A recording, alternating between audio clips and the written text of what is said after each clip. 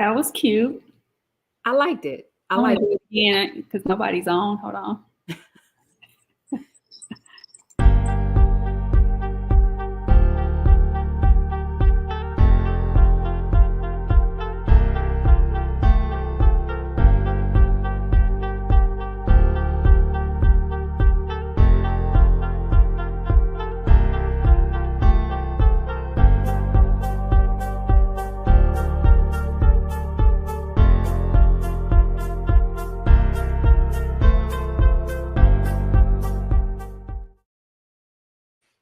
I love that so much. I do too. I'm going to start playing around with that tool. Hey, everybody. Welcome, welcome, welcome. Happy Wednesday. Thank you for joining us tonight. It is going to be super, super amazing. I'm excited about all of our Wednesdays, but I'm especially excited about tonight. We are going to take a moment and just give everybody time to roll on in. But in the meantime, in between time, I would like for you to do two things for me. The first thing I would like for you to do is go to your phone and text 3 of your closest friends the link to this live. Share it on your social media, but go to your phone, text at least 3 of your friends, let them know to join us, and then drop us a comment and let us know where you're streaming from. Let us know where you're streaming from. Drop us a comment. We would love to be able to know who we have in our audience. We're extremely excited, and we thank you guys for joining us this evening. I'm actually going to stream. I wish there was a way to stream this to Instagram. Same, yeah. That's like the one missing place that if we could just get that. It is. Yeah. Wish it was the. All right, welcome everybody. Where are you in? Hey, Melinda, Carl, hello, Miss Beverly Tate. Mother is in the building. Hey, Mama Bev. Hey, Mama. Good evening, BB. Oh, she is one of our advocates that's always here. So love it, love it. Hey, Deidre. Hey, Deidre. Coach Deidre is in the building. Got our trap stars in the building representing. Hello. Hey, Ed. Hello. Ed, you're more than welcome to come into the studio if you want to join us. You know, at any given point, I'm about to send over the StreamYard link. At any given point, if there's a time where you want to jump in, by all means, we'll be happy to have you. I've gotten so many DMs about you being on because people say there's not enough male representatives. So they were super excited to have you on.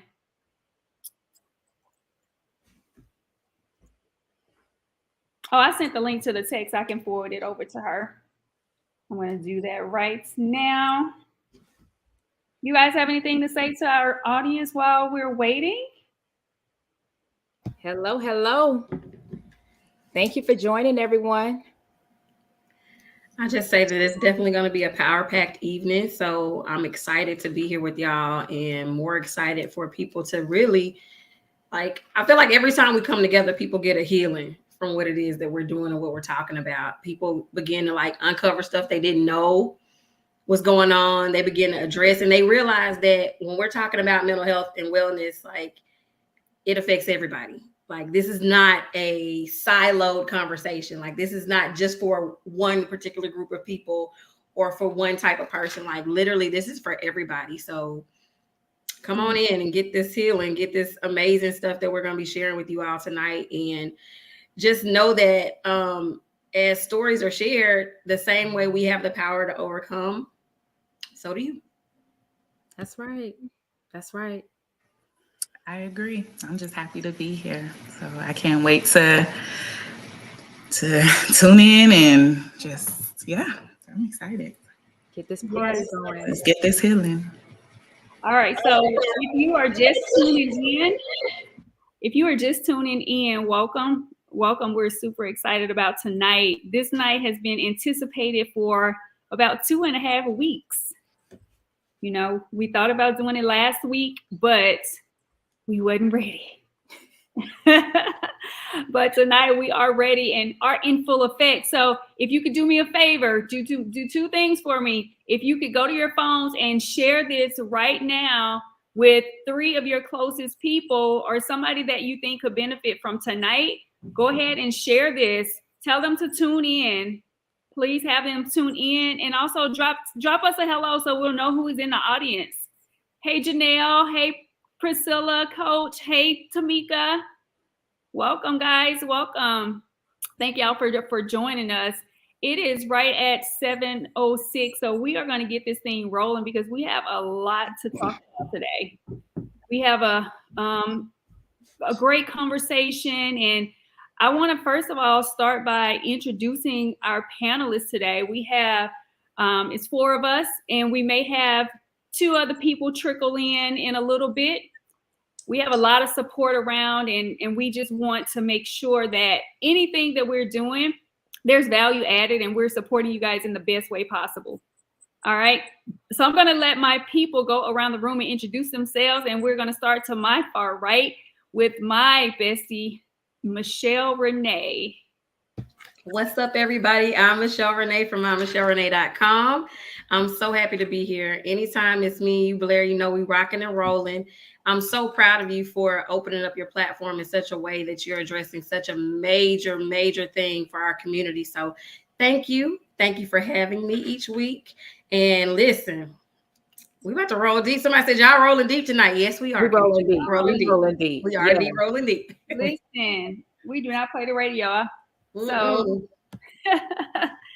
thank you, Michelle. Thank you so much. All right, next up we have, which is our second time. She's no longer a guest because she's been in the house. This is number 2 for her, Miss Robyn Woods. Tell us who you are. Yes. Hello, everyone. I am Robyn Woods. I am a wife, a mom of 2. I'm a corporate trainer by day, and I also run a business helping high achieving women to pivot in life without sacrificing their family. So that's what I do. That's what I love. I'll be sharing my story tonight. And DeBlair, I'm just so thankful for you for just allowing me this platform to come and to share my story and to share my healing journey and to hopefully help. Like you say, we want to add value. We want to be able to help as many people as possible. So I just appreciate you for allowing me to be here today. It's an honor for you to share your story. Yes, it's an honor for you to share your story. You're very brave. And I told you that when we had our one-on-one conversation. So you're having your voice heard is amazing because a lot of people are silenced. A lot of reasons, because they're not ready. They fear what's going to happen or what's going to be said. But with you opening up, you're going to help so many people. So I want to, first of all, before we even get started onto your story, I want to commend you for even giving us the opportunity to do this because this is major. So thank you. Thank you. All right. Our next panelist we have is our sis, Jolisa. Tell us who you are. Hey, everyone. My name is Jolisa Castell. I am a licensed clinical social worker. I am licensed in Florida and Colorado. So what I do is I provide mental health services, therapy to families, youth, and adolescents. My niche is trauma therapy. So utilizing trauma and childhood experiences and just working with individuals on how what they went through in their childhood affects them as teens and adults now. So I love play therapy. I utilize play therapy, mindfulness, just different tools to help my clients process their trauma. So I am so excited to be here. Thank you, Coach. Thank you, Robyn, as well, for opening up and sharing your story. So I am here to provide that support. So yes, I'm excited to be here, and thank you again. Yes, thank you. We had to have the professionals in the room. We had to have the professionals in the room. So Jolisa is here because Michelle and I, although we're mental health advocates, we are not mental health therapists, right? So a lot of the conversation that we will speak is either from experience, from things that we've gone through, or things that we've seen people go through. But when Jolisa speaks, she speaks from a different lens because this is what she does on a daily basis. We also could potentially have 2 other therapists that will come in. So just know when you're getting advice from her or when she's speaking, you guys are getting it straight from the professional's mouth. Okay. So without further ado, I want to just dive right into this. Once again, I see we have more people coming in. Do me a favor really quickly. Can you share this with 3 of your closest friends? Go ahead and share this because this is something that everyone could benefit from. Everyone could benefit from. We have so many people that are potentially suffering in silence. They are not opening up. And sometimes just listening is enough for them to be able to cope with the things that they're dealing with, or it's at least a step for them to know that there is support and there are people that care about them. Okay. So if you can go ahead and share this with as many people as you possibly can and continue to do it throughout, we encourage you all to ask questions. We encourage you to ask questions. Okay. Please ask questions. So I do see Ed in the background. I'm going to bring him in the studio in just a second. But in the meantime, I do want to have a conversation with Robyn. So Robyn and I have been knowing each other for about a year now. And what's so special about our relationship is we're, of course, sorors. So she is a member of Delta Sigma Theta. So if I have any Deltas in the chat, represent. We love all the D9. So if you're D9, you can represent also. We love you all. But she and I was just having a random conversation. And she said, we were getting ready to get off the phone. And she said, wait, DeBlair, before you go, I just want to tell you something. And I was like, okay. And she was like, I love what you and Michelle are doing with this mental health thing because it is my baby. It's very near and dear to me because X, Y, and Z. I was like, girl, what did you just say? She just dropped the whole entire bomb on me and I didn't know how to respond. I didn't know how to respond because it was her life. It was something that happened to her. And she said it in such a healing way. So I didn't know. I had to wait a second to say, like, okay, let me process this. But I needed to see how I can make sure I was there for her in the most supportive way possible because I didn't want to say the wrong thing. It made me nervous because I'm like, okay, I need to be here for her. But she said this like we're just having general conversation. And I felt like it was so brave of her. So I was like, you know what? Since you're ready to tell your story, whenever you're ready, let us know and we can have a conversation about it. So I'm going to turn the floor over to you and I'm going to allow you to tell us as much as you would like to tell us. But the whole focus and the goal is life after trauma. We're not going to focus on the tragedy. I want us to focus on the mental health portion and the steps you took to get to a healthy place. Yeah, absolutely. So DeBlair, and it's funny, the way you said it was exactly the way that conversation happened, right? Mental health is something that is just near and dear to me after, experiencing what I experienced. And I kind of go back to this. Let me start with this because I love the way you titled the whole, our talk today, like behind the scenes. And I really took some time to reflect on that today because, I introduced myself earlier and I shared, I'm a mom, I'm a wife, I'm a business owner. I have all these things, right? And, for a lot of people seeing that, right, most people would say, oh, you're living a life, right? Like externally, people see all these great things. And I'm very proud of the things that I've accomplished up until this point. But when I really started to reflect on my whole mental health journey, my healing journey, I started thinking about, it took a lot of work behind the scenes to get me where I am right now. It really did. It took a lot of significant changes, a lot of shifts in my life. It took making hard decisions in my life just to get me to where I am. And I say that the reason why I share that is because there's so many people out there, right? Like who are suffering, right? Like on the outside, externally, they look like they have it all together, right? But then internally, they're hurting, right? And they're not really putting in the work. They don't even know how to put in that work behind the scenes. And so I think about, the times when I'm putting my bonnet on at night, right? Like nobody's there to experience what I have to, what I'm going through, or, some of the things that I'm facing, just like anybody else, right? And so just for those of you who are watching, I'll share the backstory with that. And I'll start with my story. So about 10 years ago, I lost my mom, my dad, and my brother as a result of another sibling. He was my brother. He was suffering from mental illness. And to add insult to injury, this happened 4 days before I got married. So as anybody could imagine, that it was a trying time. It was a trying time for me. It was a trying time for I still have other siblings and, other family members. For the purpose of tonight, I'm sharing my own personal story. I'm sharing my own personal experience throughout, just going through this trauma. But it was devastating. And I'll be honest with you, 10 years ago, I could not see myself beyond that situation at all. I couldn't see myself. I could not see myself past that. I had a lot of depression that I experienced during that time. I had moments of, just my faith was tested tremendously, going through that time where, I came up in the church. That was my background. Both of my parents who I lost were the ones who always preaching and teaching, the gospel and, watching them and watching their faith.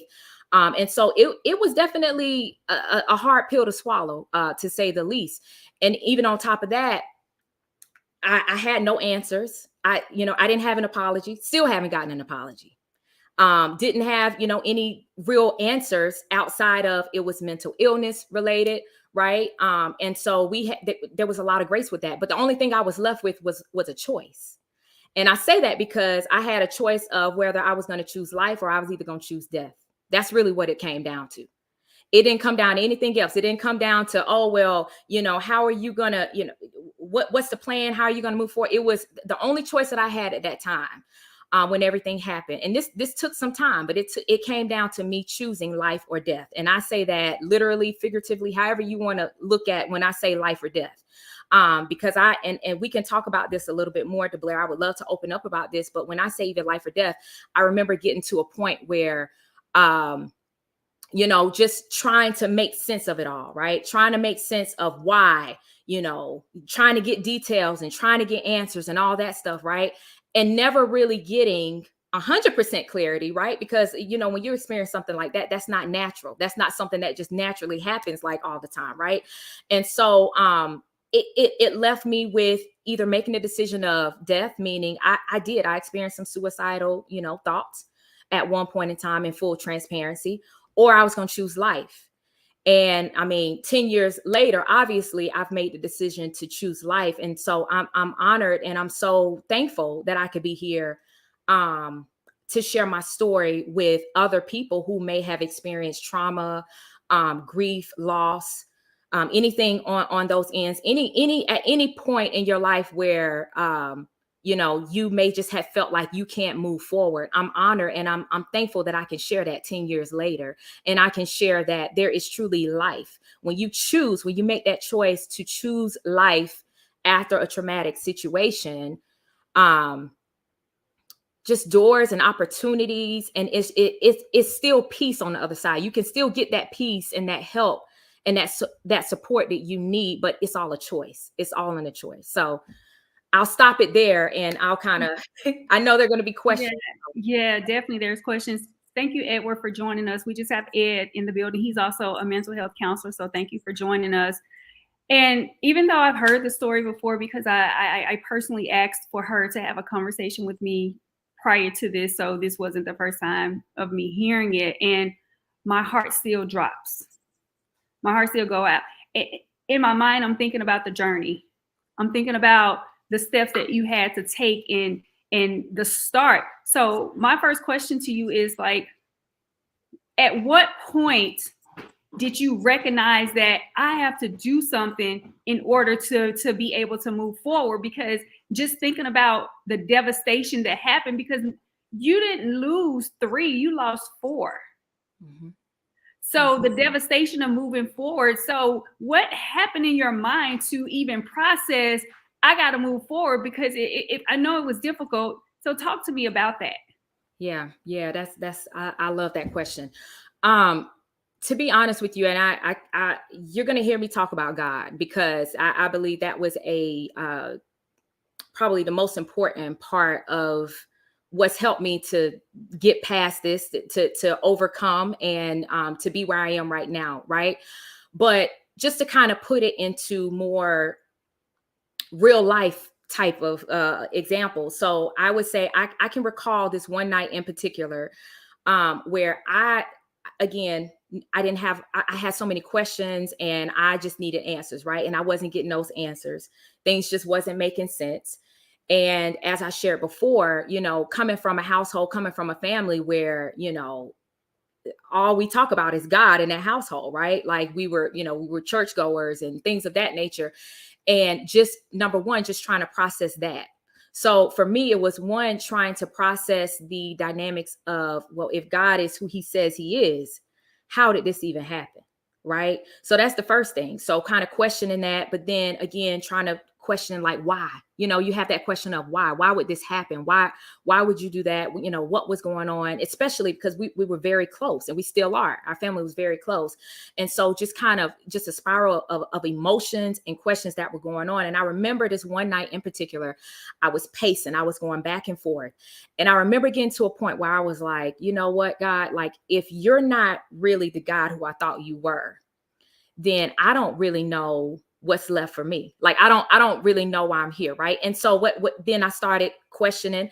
I started wondering, like, what would have happened had I been there? Right. Like, what could I have done to avoid the situation? Right. And I later learned a lot of that was just more of the grieving process, which I'm sure the experts can kind of share more about that. But I just remember just feeling so guilty about it. Right. So it was just a whirlwind of emotions, of guilt, of shame, of even having to put, our family out there like that. And, you got all these speculations about, well, what happened? People have their own opinions about, what could have happened and why it happened and things of that nature. It was a lot. It was a lot that I was carrying at the time. And again, I had made the decision to marry. So I remember this particular night, again, I'm married to my husband at this point, because we still got married 4 days later. We still got married.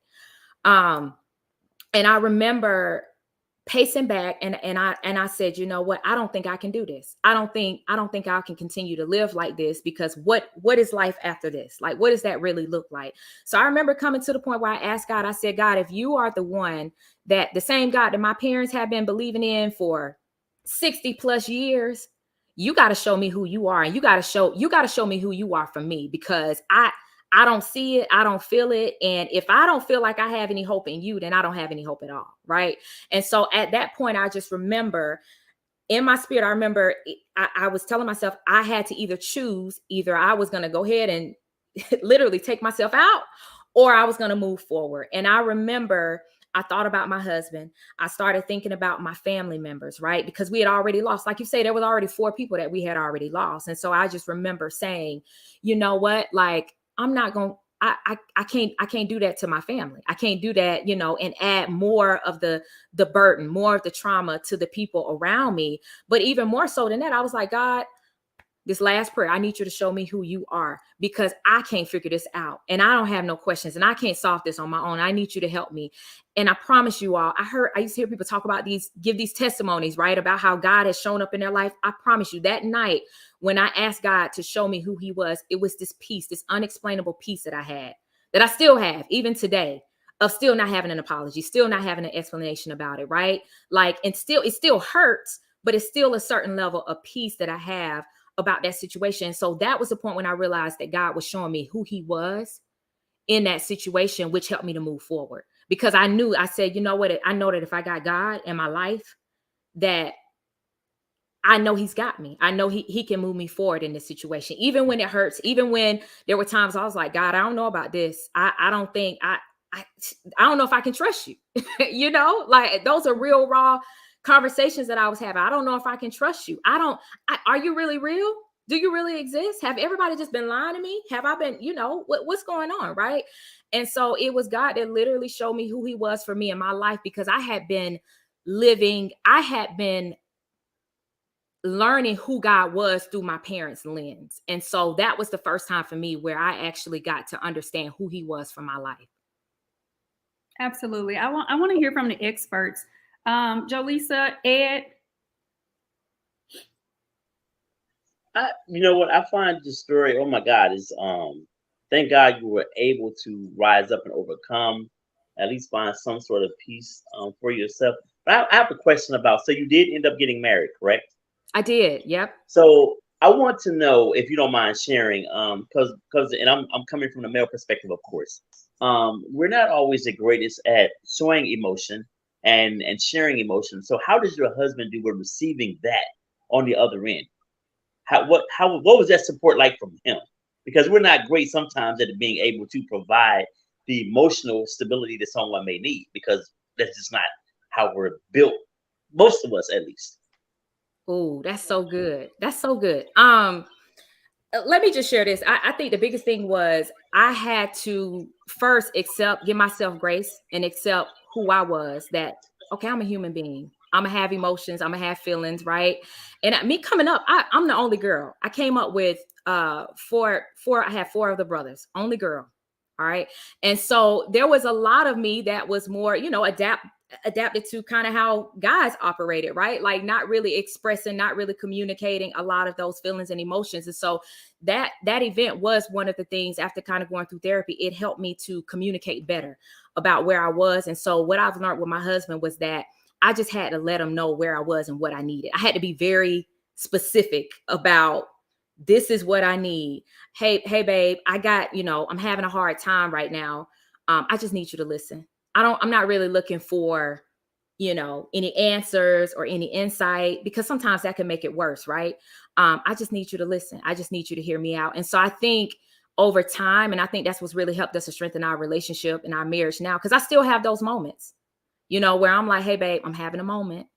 I need to step away, and he even knows now. I remember having a conversation with him just to say, if you see me in bed, this is after I kind of, getting over, depression and things of that nature. I remember telling him, I said, if you see me in bed or isolated for longer than, at this point, like 8 hours, 6 hours, right? Like, cause I'll give myself grace to just rest, here and there. Sometimes I just need to rest. And I'm like, y'all don't bother me. Let me be in my space. But if you see me in a place where I'm just like not myself, sleeping long periods of time, not taking care of myself, like I had to get very specific with him on that level, so that he could support me. And so now, if that happens, and I would say even early on when that was happening, if I kind of got caught up in that and I didn't even recognize it for myself, he was able to kind of tune in to me a little bit more and see what was going on. And so he would be the one to be like, hey, babe, let's get outside. Let's go for a walk, and things of that nature. That was a great question, Ed. Thank you. Yeah. Jolisa? Yes, I first of all want to say, great question, Ed, but I want to add on, because one of the things you said, and I know some people struggle with, is their religion, and not turning in solely basing on their religion and not incorporating therapy as well, really tuning into their religion, and dismissing therapy. So when did you know within your journey, okay, I need to take it a step further and seek a professional help as well, and have my faith base as well? Yeah. I'm not gonna lie, that was a very difficult process at the beginning, because again, this is 10 years ago, right? People were talking about mental illness, people were talking about it, but not to the extent, not these kind of platforms, right? And so it did look very different, because I remember when even down to the point where, my brother, by the time he was diagnosed, I remember, family members, church members, people still questioning, like, was it really mental illness or was it just a demon, right? Like, it was almost as if mental illness did not exist. That wasn't a thing, right? And so we struggled with that. We struggled with that at the very beginning, because people were feeling like, number one, it didn't exist. And so for me, it was very hard in my religion, because I was struggling with what I was going through, right? With my depression and things like that. I'm like, okay, I'm trying to pray to God, but I'm still feeling, I'm still feeling beat up. I'm still, God gave me peace, but there were still other things that I needed in that process. And I would say for me, when I got to a place of the thought of suicide, to be honest with you, was the point where I was like, you know what, God, like, I'm praying to you. Thank you for giving me peace. But I feel like when I began to grow my relationship with God, again, for myself, God began giving me wisdom around seeking mental, therapists and, getting treatment and getting help around that standpoint. Because again, nobody was talking about it. It was very few people who were even acknowledging, anything around mental illness. That was just, that was just a thing back then. Right. That was a great question. I want to give Michelle an opportunity to speak, but before that, in regards to mental health, we know the situation that occurred caused all type of issues. But again, too, the things that people say, they don't realize how that can impact you as well. So how did the outside world, you're already internally dealing with what you're dealing with, trying to move forward, but how did the rumors and things that you heard on the outside affect you, and how did you move forward from that, even though you heard like negative things on the outside? I think number one was just blocking it out as much as I could. Like, I just had to stay off social media. Again, my husband he was definitely there protecting me with a lot of stuff, because there were things later on that I found out and I'm like, what? That was being said, right? And my husband was like, nah, you didn't need to see that, right? So I had him there to kind of help protect me from that standpoint.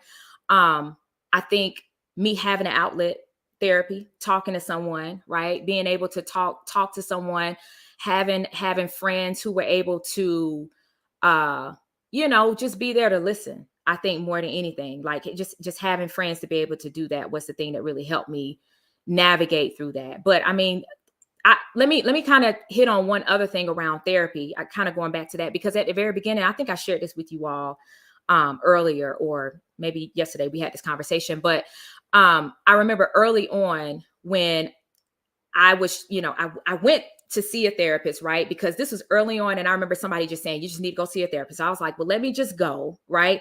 I wasn't sold on the whole thing of going to, going to a therapist at the time. I wasn't sold on it, but I was like, let me go. And I want to say at least two of them that I went to initially, they were just so intrigued by the story itself that they weren't really in the process of really trying to help me get to the next level, right? Like they were holding me back in my past. And so they were asking questions around like the situation itself, trying to get the details, trying to be nosy, just trying to be nosy, right? Versus how can I help you, heal and move through this situation? And so for a split second, I did lose some confidence in that, right? Because people, I didn't really know what the intentions were, with some people. But again, I believe that when I grew my relationship with God, he gave me more discernment around like, who to talk to, who to seek out help and support from. Absolutely. This is so insightful. And for those that are just joining, we have Ms. Robyn Woods here. We're talking about life after trauma. She had a devastating situation that occurred in her life that was very internal, and how she coped with it, because a lot of us are dealing with things today and we don't know how to move forward with it. So our whole mission today is to give you tools and to let you talk to someone and hear their testimony, to say that there is life after trauma. You can continue to live. She's married, she has children, she's living an amazing life despite the things that happen. So our whole goal is to basically make sure that you hear and see the tools. And in the flesh, she questioned God, she questioned therapy, she questioned everything under the sun, which is completely normal. And we talk about too, a word that I learned today is toxic positivity. We talked about toxic positivity, those people in your lives that's always telling you everything is always okay. The rainbows are always bright, when in reality, it's okay to have these moments, right? God is taking you somewhere, is taking you through things. So if you guys have any questions, I know we have some therapists in the audience as well.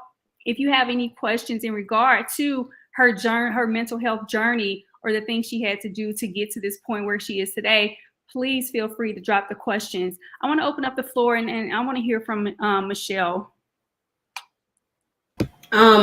It's a lot. Like, honestly, Robyn, like I commend you and I love you so dearly just for your willingness to share what it looks like in that journey, because so many people go through things, maybe not as traumatic as what you've experienced, but trauma ain't but trauma. Okay. And when you experience things that imprint on your life and change the very fabric of who you are, your family makeup, or however things are going, it does something to you. So for you to be able to acknowledge and take it through a space of saying, you know what, it really came down to me saying, I want to live. I want to live.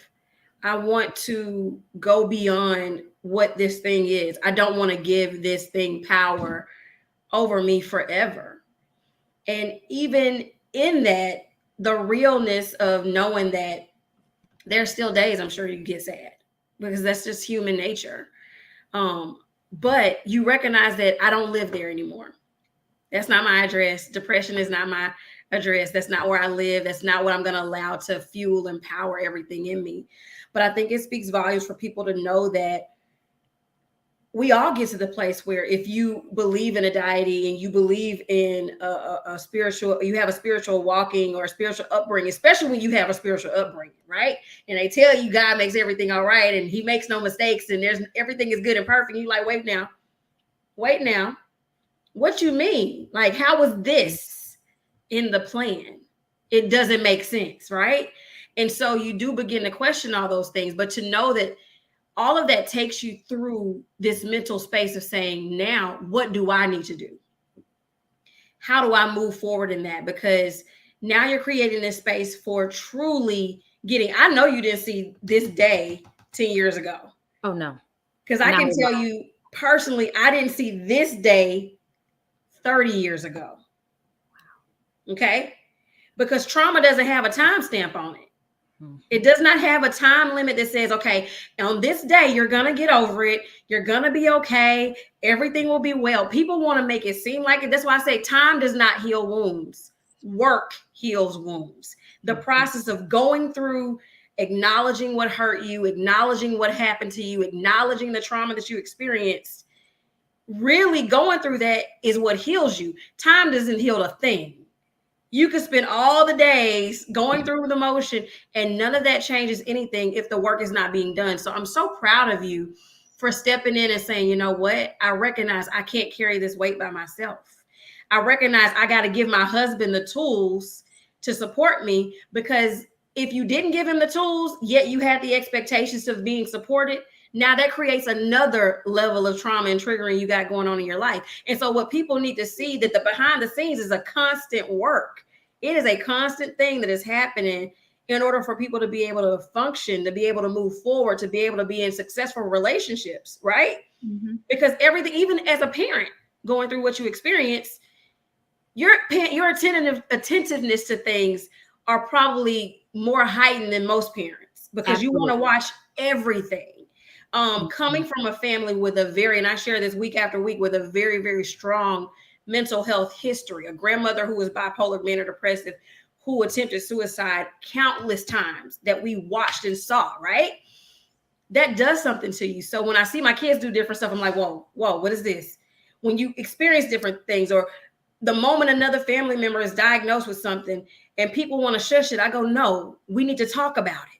So it's important to be able to share those things, and just the amount of grace that you're doing it with is so powerful.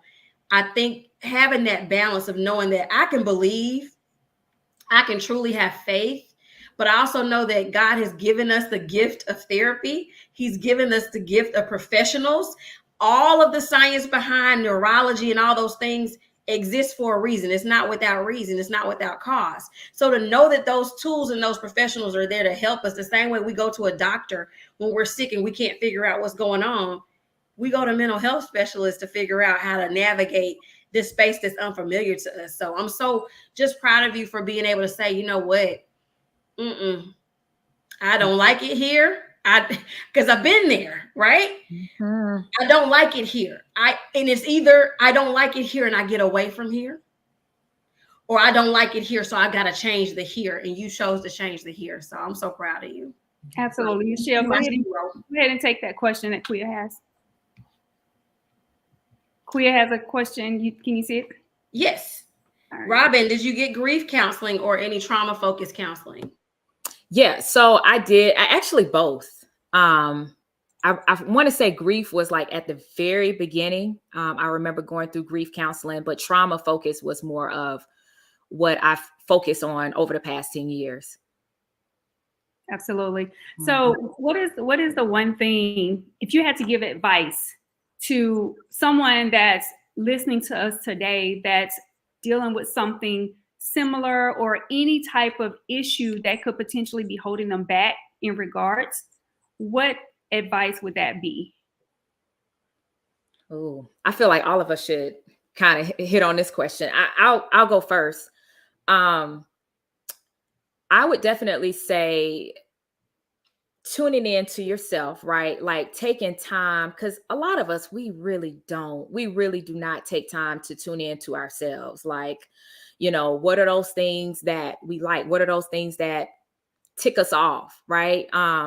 When we're off, and I'm saying off, meaning you're just not feeling right? Like you're feeling sad, which is an emotion, right? Like we need to be able to identify that. And I'm saying that because, again, this is still a work in progress for me behind the scenes, right?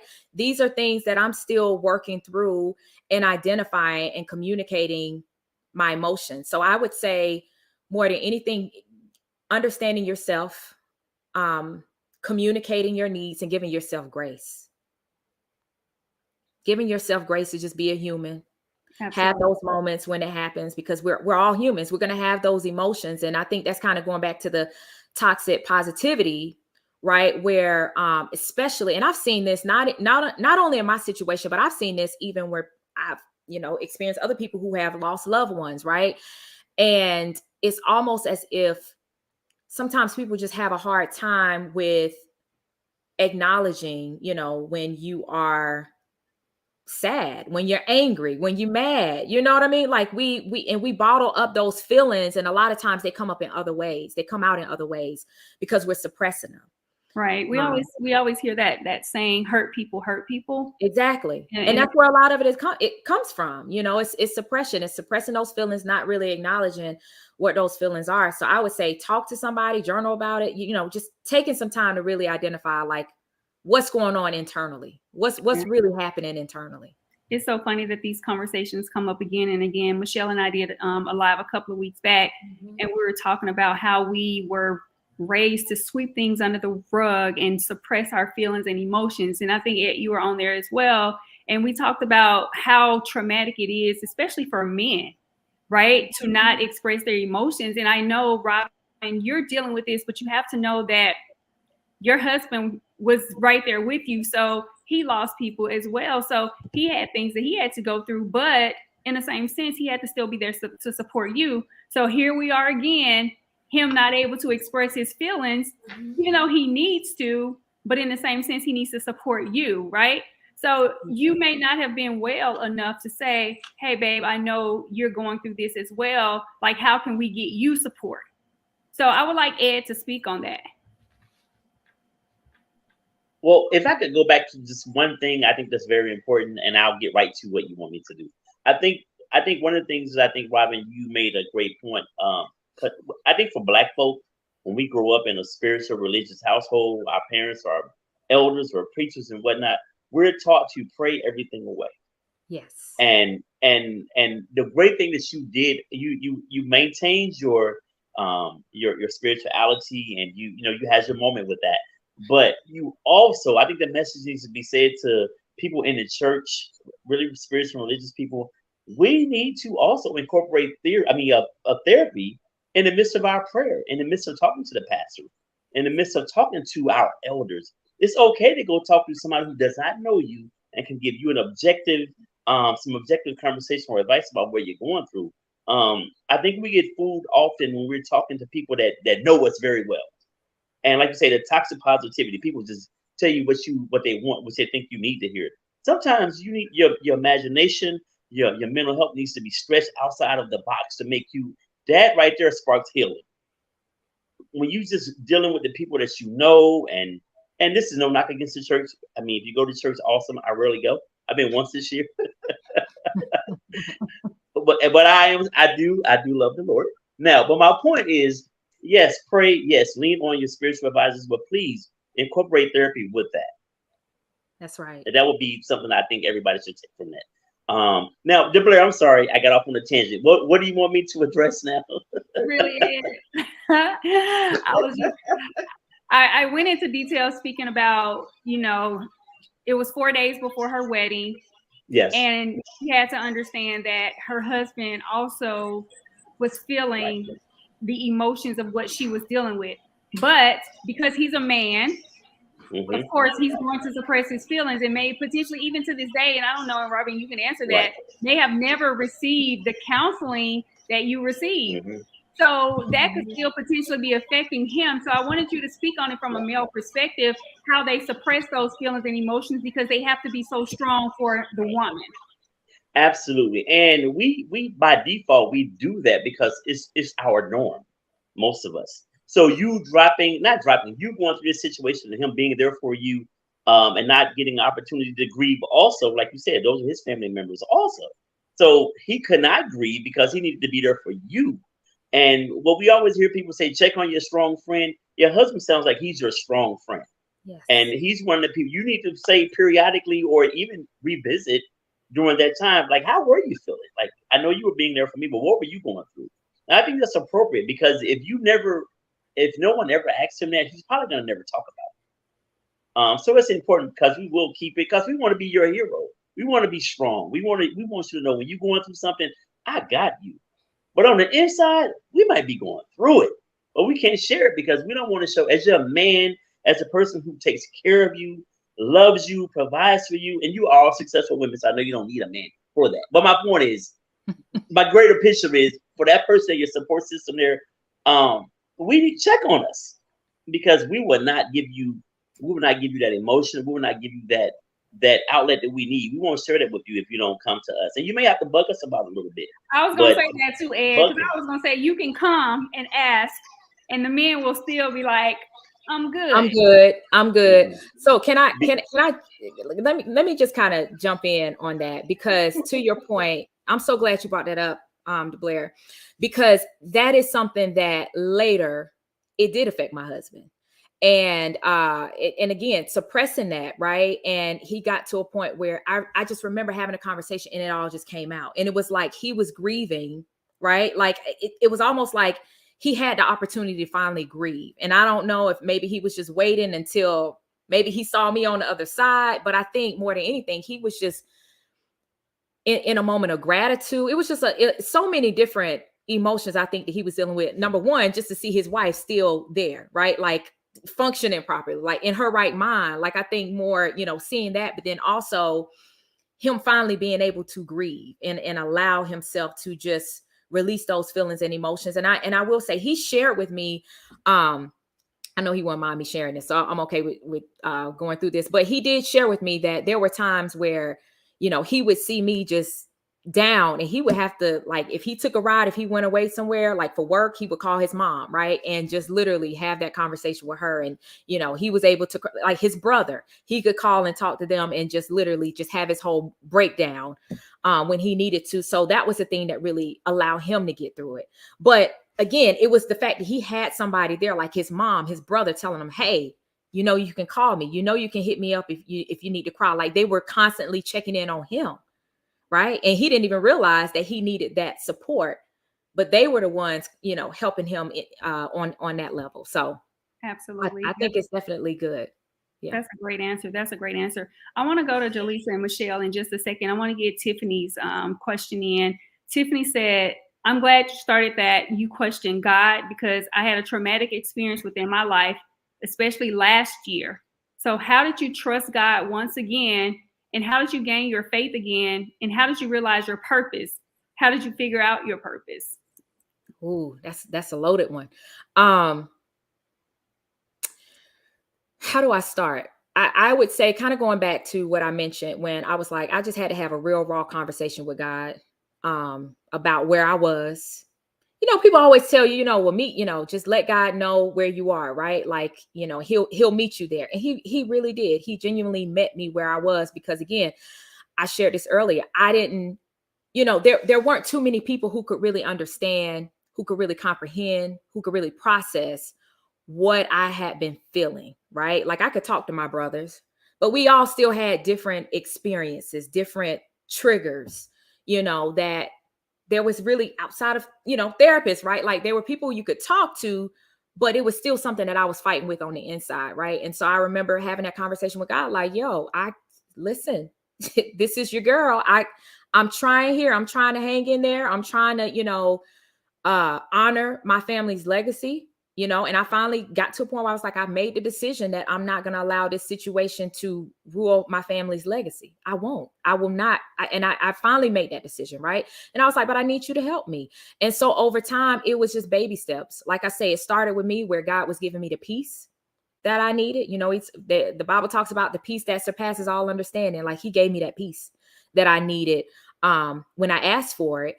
And it was just over time, like step by step, baby steps where little things God was just kind of showing me along the way that he was still there.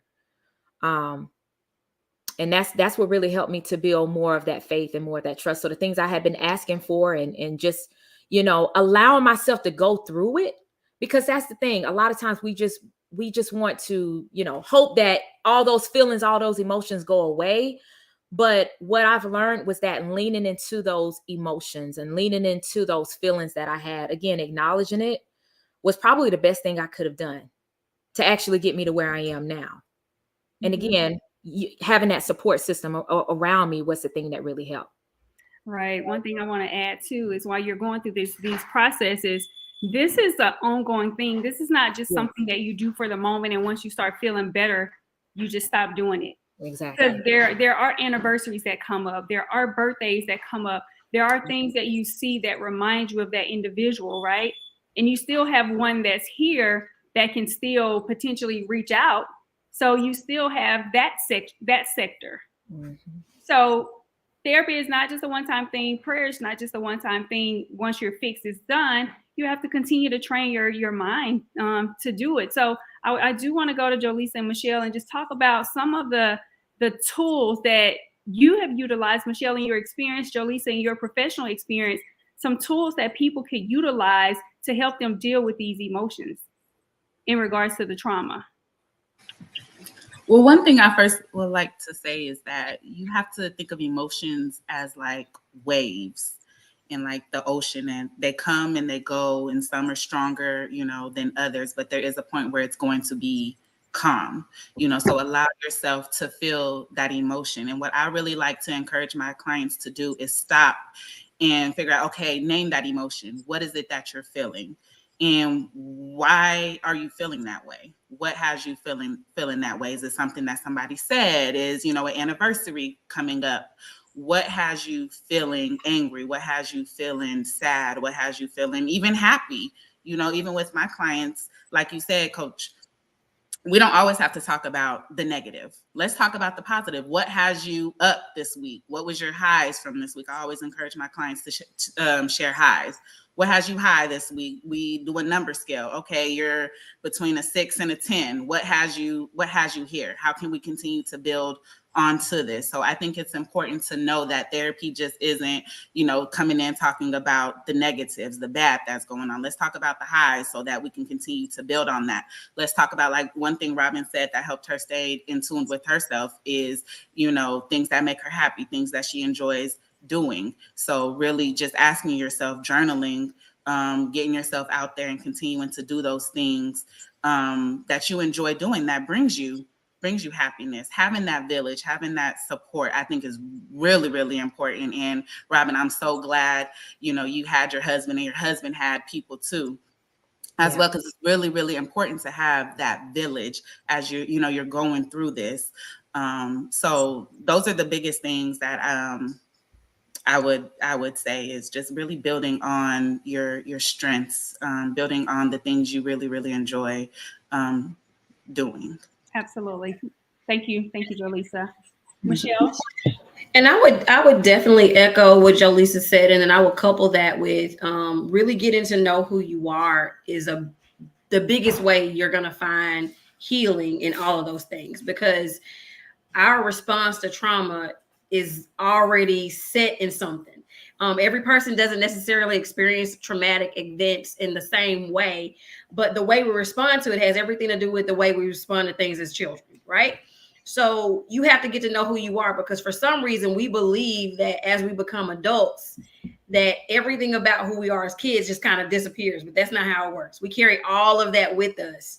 And so you have to you really have to get to know who you are. You have to get to know what your likes are and what your dislikes are, because a lot of things that shape who you are as an adult tend to lean on things that other people told you should do or other people told you should like. And you have to disband all those things and really, at the core of who you are, get to know who you are. And once you learn who you are, you can identify the things that make you happy, the things that bring you joy, the things that make you really, as my therapist says, what are your happiness points? Like, what are those places where you can go and no matter what's going on in the world, you can find your happy? What does that look like? For a lot of people, it's a struggle because they have no idea what happiness looks like at the truest sense. They know what other people have done to make them happy, and they know where they may have bought this thing or gone this place, and that made them happy too. But what about when you're sitting by yourself and all you have is you? What can you bring from that? So it's finding that thing that really drives you and brings you the solace that you need, uncovering, and I talk about this all the time, and this will always be my point of reference, being real about what you've experienced, being real about how those things have impacted you, calling a thing, and really leaning into that so that you can heal from it. You can't heal from things that you don't acknowledge. You can't grow from places that you won't acknowledge that you've been. So you have to call it what it is. You have to go through it. I used to sing this little jingle. It was like, you're going to have to hurt before you heal. Yeah, you're going to have to experience some of that. And some of it is that scab pulling. But once you get through that, you can really heal in a beautiful way, because now you've given yourself the grace and the space to be able to do so.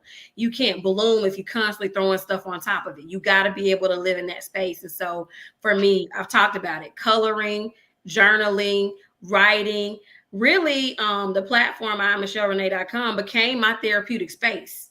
Mm-hmm. And that was the place where I was able to have conversations with people about stuff that nobody else was talking about. And that gave therapy. So you have to find that thing that brings you joy so that you can have joy, because you won't be able to just find it out in the world. Like, nobody's out there saying, hey, I've got some joy for you, I just want to give it to you. Mm-hmm. It don't work like that. So you got to be able to find it for yourself so that you can constantly cultivate that and experience it, because it does become difficult, but acknowledging is where the power lives. Absolutely. I love the fact that you talked about gratitude and how important gratitude is in your coping journey, right? So when people feel like they have nothing to live for, or there's nothing else that makes me happy, finding your true happiness is something that you have to sit back and realize for yourself.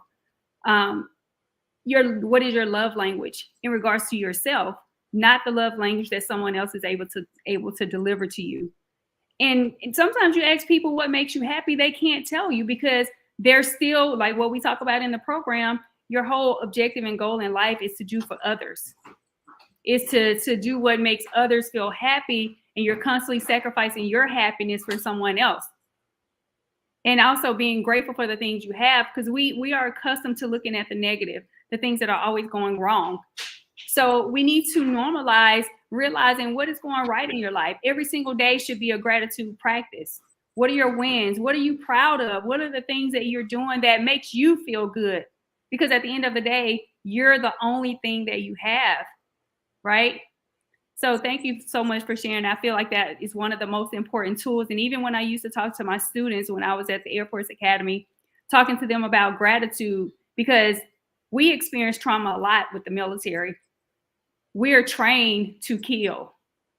And we also have things going on in our life. Just because, Ed, you're a therapist, Jolisa, you're a therapist, it does not mean that you're exempt from life happening to you. So just like us, even myself, we're trained to do what we need to do, but we still have experiences that we have to figure out how we're going to cope with all these things that's going on in our lives. So these tools that we're dropping, they're also beneficial to us. Just because we're saying it doesn't mean we don't go through it as well. So I want to ask this question that BB has. She has, when you received counseling, did you have to also be prescribed any type of medication? She's only asking because depression can have your emotions all over the place, and there's different options to assist you through that process. That question can go to you, Robyn, but I also want to hear from the professionals, and Michelle also, if you have any experience on the medication part. Yeah. So for me, early on, I did receive medication for depression only because it had lasted longer, and I can't even remember what that time frame was, but I just remember, what they call is clinical depression, right, where it's going on for a period of time. And so I did initially, but later, I think, kind of going back into the point of, I think a couple of us have already made about getting to know yourself, right? Like understanding more of, leaning into that hurt, leaning into what makes you great, what makes you happy. As I began to learn myself a little bit more, and I began to learn like coping skills, again, going through therapy. I learned a lot of this stuff going through therapy with how do you cope with it? So you have the treatment plus the therapy piece of it. And over time, I no longer had to be on medication for that. So it was something more so just to kind of get me out of, I think to your point, that deep depression, like out of that space and kind of back on a normalized path of where I was performing more of my like regular life functions, right? Versus like sleeping all day, right? Or not really eating, things like that. Like those were things that were impacting my just day-to-day activities. And so that medication was able to help me get back on track. And I know a lot of people don't like talking about that. And that's honestly, that was part of the reason why I was hesitant about going to therapy in the first place, because I'm like, I don't want no medication. I remember having some of my family members like, don't let them put you on medication, don't let them, and so I had those fears initially. And again, having that conversation between myself, my husband, and just having somebody. I would say if you don't have a spouse, talk to somebody you can confide in, right? If you don't feel as comfortable with doing that, just to see if that's something that, may be beneficial for you, because everybody doesn't necessarily have to be on medication to get through a crisis or, get through trauma or healing, right? Sometimes that's not necessarily the case. I think it's more it's based on the individual. Absolutely. Anyone else? Thank you so much for sharing that, Robyn. Anyone else have experiences with that? I was going to add, Eddie, you want to go? I'll go after you. No, I was just going to add, Robyn, you're definitely right. It's definitely based on the individual. It's an imbalance in the person's brain. So some people may need medication, some people may not. So it's really just a person, individual. Some may say, okay, like you did, I'm going to take the medication and then utilize therapy as well, and utilize, within therapy, there's different types of therapy. Like one of my specialties is EMDR.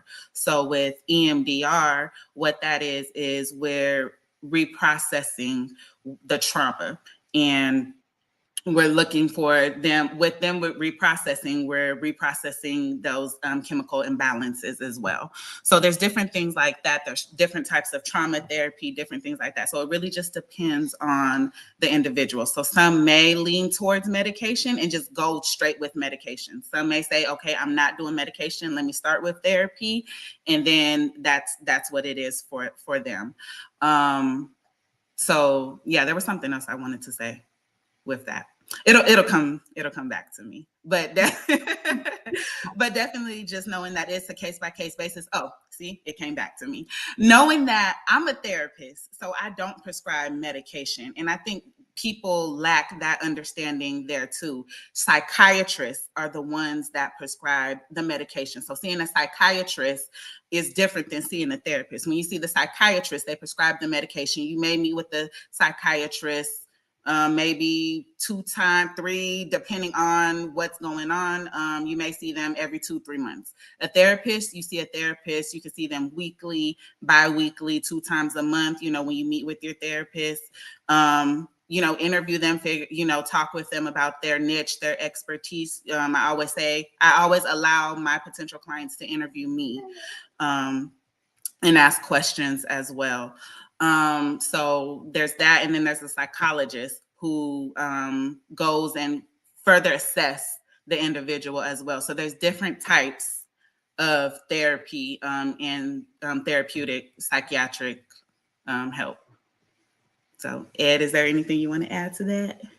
Yes, ma'am. I was just gonna say I believe in medication if it's needed, but I think we have to make sure that medication is be used in addition to the therapy. I think some people begin to take the medication, they start to feel good, their mood improves, they're no longer showing up for the therapy sessions. They're just trying to give their psychiatrist once a month to get this medication. So I believe in you can't have one without the other. If you need the medication. So I just caution anybody that maybe prescribed something, they start to feel good, they think the medication, you still are dealing with those things on the inside that led you to therapy in the first place. And the minute you're off that medication, those things all come back and you have to eventually deal with them. So yes, medication, yes, but definitely therapy also. Right. Personally, I advocate for definitely for both. I watched my grandmother. I watched the highs and the lows. I tell people like I had a mental health upbringing by watching her, because I watched what it looked like for her to be successful on the medicine and then get so good to stop taking it, and then watch the spiral that would keep reoccurring without it. So personally, I have taken it, but I also do that in addition to therapy. But I know that once I've gotten to that place of saying, okay, I don't necessarily like the outcomes or other side effects that I was experiencing, in addition to, can I ask my therapist and I ask my psychiatrist, like, what can we do to ward these things out? Because the focus is to get you back balanced, right? And when you're in a clinically depressed state, you are imbalanced. And so the goal is to try to restore what has been disrupted. But people, I think we have such a stigma in our community, in the Black community, there's such a stigma around addressing mental health in general, whether it's through therapy, whether it's through medication. Like, we just shun people for trying to do better by themselves and do better for themselves. So I would always, for the person who's seeking or trying to figure out what to do, if you're not sure about the first opinion you got, get a second opinion. There are so many different tools out there: BetterHelp, growth therapy, therapy for Black girls, therapy for Black men. Like, there's so many tools out there for us to really utilize to make sure that we're making informed decisions for ourselves. Do not listen to the crowds and the status quos of people saying what you should and shouldn't do for yourself. You would not listen to a person off the street tell you about a diagnosis about your heart. Do not listen to them telling you a diagnosis about your mental health. You need to go to the professionals and seek that, and be confident in the people who are telling you what they know is best for you. And what they know is best is based off you telling them the truth. So you have to also be truthful with whoever you're talking with so that they can give you the best steps to be able to be supported. Because if you're not being honest when you walk in there, I've had therapy sessions. When I first got with my very first therapist, I wasn't honest at all. And it was getting me nowhere. There was no help happening. There was no improvement because I wasn't ready to be honest. And she was like, all right, so whenever you get ready to be honest with me, then we actually can make some progress. But until now, we just gonna keep doing this dance and do-si-doing around. But you have to be willing to say, I'm gonna do something different. And Robyn, I love that you were like, I heard the naysayers. I heard what the people were saying. And I was just like, I'm not gonna deal with that, or I'm not gonna sit in that. I want to do something different and I want to improve. Right. Absolutely. Right. Can I just add on to something that Michelle just mentioned? I just posted about this a couple of days ago, but one of the things that I learned in my mental health journey was that I had been experiencing some physical issues that were a result of the whole mental, right? Like, not really addressing certain mental health aspects of my life. And so, for example, like, this was later on in my journey. I remember I was diagnosed with anxiety, right? And didn't even realize that that was a thing, right? Like, that I had been experiencing that, but I just remember having a lot of headaches. I had high blood pressure at one point in time, stomach aches, all kind of just random things that were happening. And when I realized what was happening mentally, right? Like, just anxious, right? Which can happen to literally anybody. It's so many people who are, suffering with just anxiety in itself and don't even realize it. And so when I was able to get a handle on that, that's when things just shifted for me, even physically. So I think, kind of going back to Michelle's point about, something's going on with your heart. There are times where people, there may be links, there may be some types of, after effects of just not even addressing your mental health, your mental well-being. Right. Thank you. Thank you so much. And that is a great segment leading into what Glennis said on here. She said it's important to be real with your emotions as trauma shows up in many forms. Many people don't heal, and we in turn create generational trauma as we deal with our own children and family members. So in the process of us talking about why was it important for you to heal, what tools that you use to push forward, we still had to keep in consideration your children. I know Michelle talked about growing up in a mental health household. Whatever decisions you made in regards to how you was going to move forward or stay back, did you ever take into consideration that could potentially affect your children? Oh yes, absolutely. And that, again, kind of going back what I talked about, I realized that I had a choice. I was either going to choose life or death. So I remember when I decided that I was going to choose life, I had to consider all of that. I had to consider, okay, what does this look like for me to, what am I wanting to pass down to generations behind me, right? Like, what does that really look like? What does it look like in terms of, do I really want to pass down this type of trauma, this type of hurt, this type of pain to people? So for me, it took me having to reassess, like, what will life look like? Since I'm saying that I decide to live, what will my life look like if I was able to move beyond this current situation, right? And so for me, what that looked like was, number one, identifying what is my own mental health status? What does it look like in terms of family history, right? Like identifying, and I started asking a lot of questions. There were a lot of questions, and even to this day, some people still, don't want to talk about it, don't want to acknowledge it, which is fine, right? But there were questions that were asked. And so for me, it's understanding myself, understanding my history, but then also even paying attention to our children. Like, I did not know. I had no idea. And I feel like we all had this conversation on our last discussion where we were talking about like children, having like different mental health, emotional health, like issues, right? Like, that had never even dawned on me that thing, like there can be symptoms, there can be signs at such an early age, right? And like when you see some of the stories out there now, with some kids, some of the things that they're facing, but social media probably makes some of that worse, right? It probably triggers some of that. But I think for me, it's been more so paying attention to my own children, paying attention to, if I see something that's not right, allowing them to express their emotions, allowing them to express themselves. And I think that's what's really, that's helping me to kind of help with moving forward and ensuring that I'm not just passing down, right? I'm not just passing down unaddressed issues to my children. By the time my children hit, high school age, they're going to know how to communicate very well around their mental health. Like, that is my goal. And so I have those conversations with them now. if I have something going on, mommy needs a moment. Mommy's not, I'm not really feeling that great, right? I'm not really happy right now. I'm having a moment. My daughter the other day, she was doing a dance to, it was a Mariah Carey song, I think Hero. And so I used to always think about this song. Every time I sang this song, I would always think about my dad, right? And so my daughter was dancing to it. This was maybe 2 weeks ago. And I just started crying. I was like, and she was like, Mama, why are you crying? She was like, I don't want to dance if you're going to cry. And I was like, Mommy just had a moment. And I had to be real with her. I said, I every time I hear this song, I think about your granddaddy. I was like, but it's not necessarily a bad thing. It's just bringing back those good moments, right? But sometimes, I'm going to cry. Sometimes I'm going to have those moments, and I want you to be able to have those moments too. So I have those conversations with her now. You get to those points where you're sad about something or mad or angry, you need to be able to express that now.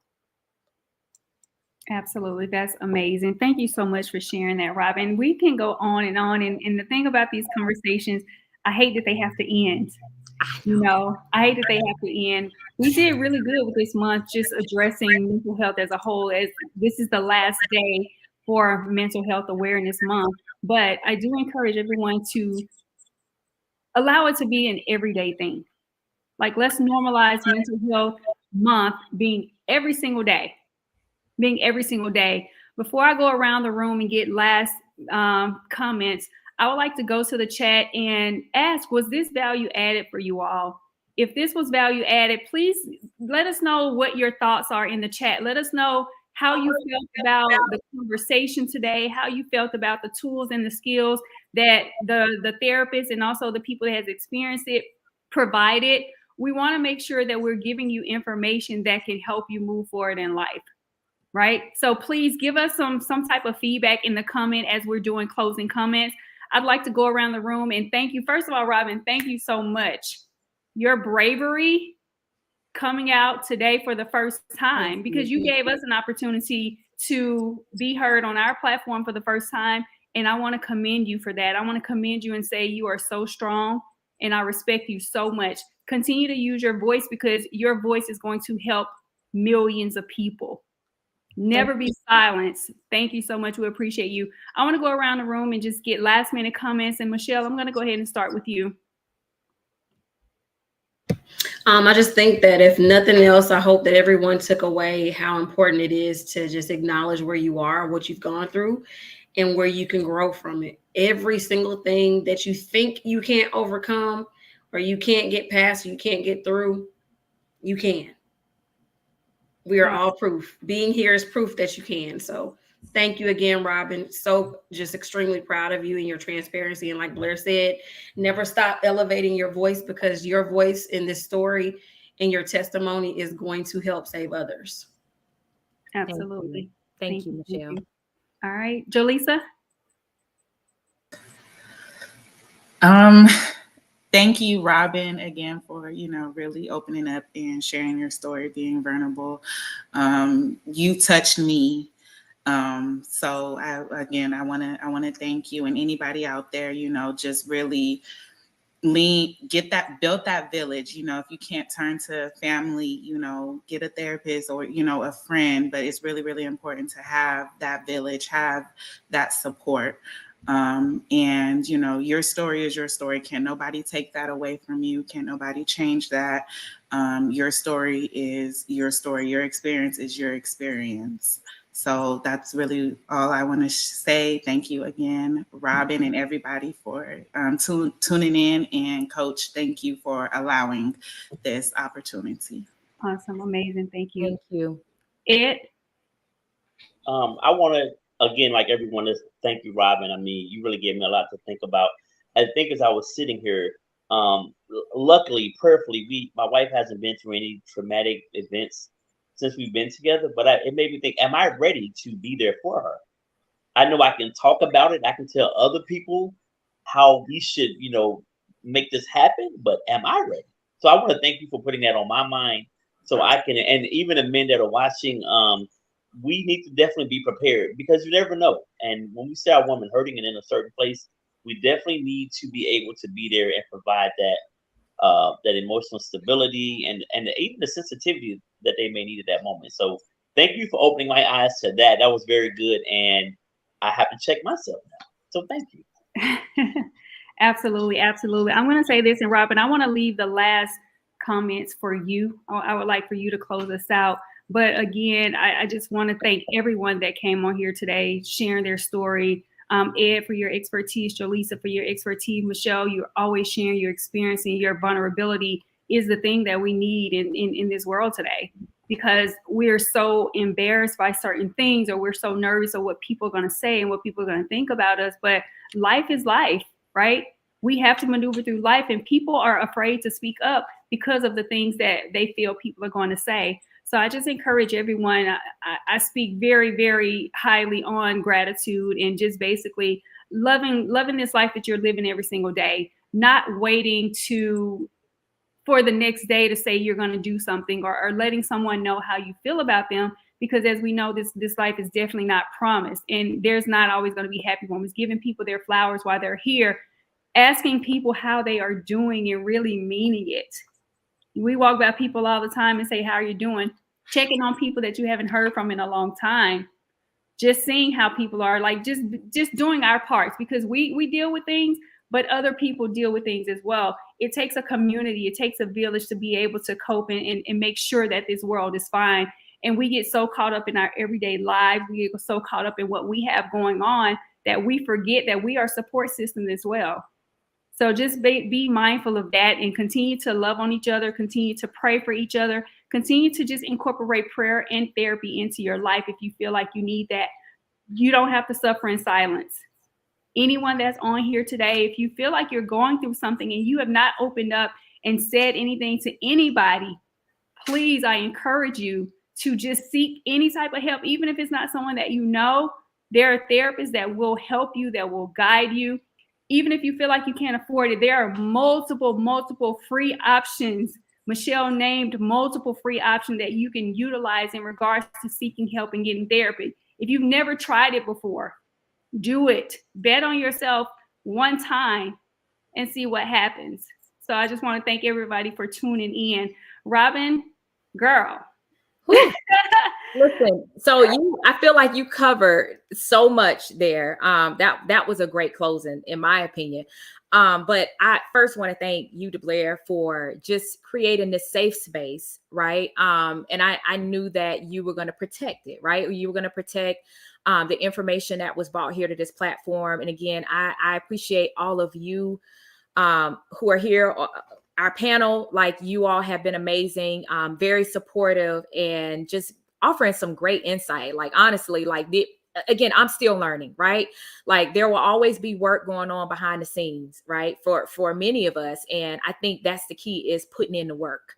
Like, it all comes back to a choice. It's all about a decision, right? We can choose how we're going to live our lives. We can choose how we're going to show up every single day. Everything is optional, right? And so I hope that those of you who are watching, those of you who are tuning in, are, making the choice to live. You're making the choice, and just know that there is life. There's a good life. There's a peaceful life for you on the other side. If you're going through hurt, if you're going through loss, if you're grieving, there's hope, there's life. And I can say that in confidence, that there is life. And I want you to really lean into that. So, and I'm here, I'm available. If you want to reach out to me, feel free to reach out, share your story. I would love to hear from you. And again, thank you so much, DeBlair, for the opportunity. Hey, before we go, everybody tell the audience how they can stay in contact with you. Please give them your Instagram handles. Let me remove this banner so you guys can see it for yourself. Robyn, tell them how they can connect with you. If anyone else wants to talk about how they can move forward and the things that you did, let them know how to connect with you. Yeah, absolutely. So you can hit me up on Instagram at the Robyn Woods. I have my handle right here under my name.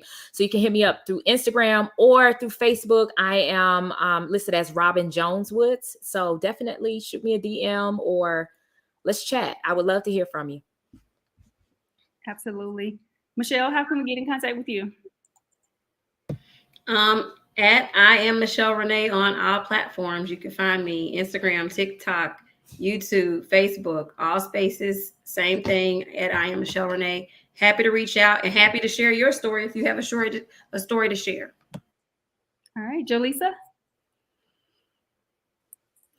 Hi, you can reach me on Instagram at Hope Anchors the Soul 1712 or on Facebook, Jolisa Castell. Awesome. Mr. Edward, representing for the fellas, always coming in strong, representing for the guys. How can they stay in contact with you? On Facebook and Instagram, just put in Eli Isabel and I'll be there. Yes. And of course, I am DeBlair on Instagram and you are on my live DeBlair Tate on Facebook. This has been amazing. We thank you guys for tuning in. We thank you for just participating and making sure that this was a safe space, because the audience did absolutely amazing with talking about the therapeutic side and not focusing on the tragedy. So that is super important. So I appreciate you guys for that. This has been great. I love you guys so much. We will be back soon with more educational and creating a safe space. And I do also want to let you guys know my conference is coming up. My conference is September 15th through the 17th in Atlanta, Georgia. This is some of the things that we talk about at the conference. These are some of the conversations that we have. My whole goal is to create a safe space for people to understand that there is healing, there is help, right? So please stay tuned for more information on the conference, September 15th through 17th. And I will be happy for you guys to pack the room. I'm thinking about opening it up to the guys. you know, because last year it was all women. So this year I'm really thinking about flying Ed down and opening this thing up to the guys, because we can't leave them out. We cannot exclude our fellas, right? We cannot let them continue to just be the strength for us. We have to really, really love on them and give them the emotional support they need so they can continue to be the strength for us. We're tired of crying in the dark. Let's go. Or in the shower. They cry in the shower. All right. Thank you, guys. Ed, stay back. Everybody on the panel, stay back. We're going to close out. You guys have an amazing night, and don't be strangers. Hit us up. We would love to hear from you. Be safe. Bye, everyone.